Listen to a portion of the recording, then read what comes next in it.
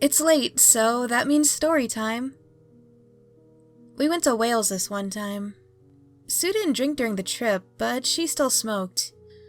For the whole week, she was like the calmest person ever, and I can honestly say it was such a great time in my life. I loved it so much. But good things never last. We went on another trip and stayed at a hotel. The plan was to go to the hotel, sleep overnight, go to a theme park, and drop me off back home.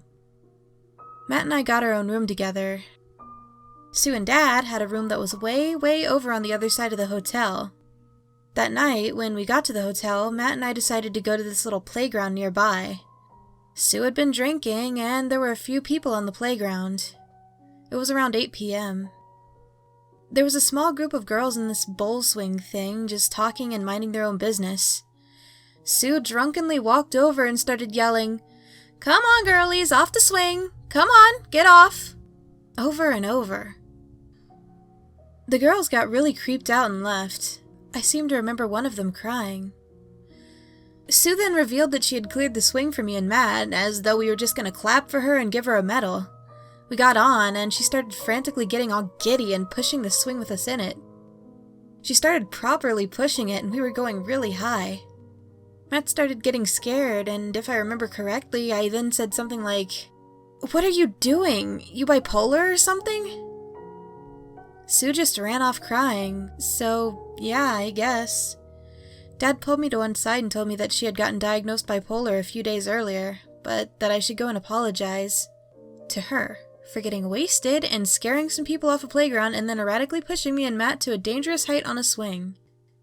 Even so, I went over to this little obstacle course thing further down the playground where she was seated. I started doing the sorry shit until she stopped whining about how she wanted us to have a good time and all that.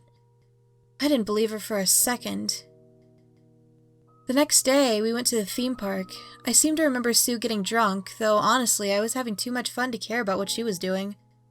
After that, I went home, and that was it, really. Oh, actually, the event I shall now describe is known as the Comment. Basically, all of Sue's kids, except Matt, had grown up, realized she's a mess, and cut off all contact with her. She has like 3 or 4 kids, Ross and Matt being the only 2 she ever really speaks with. So one of her kids, who I will be calling Anna, had a child. It was a really nice thing, but Anna didn't want to speak to Sue, and as a result, never saw her.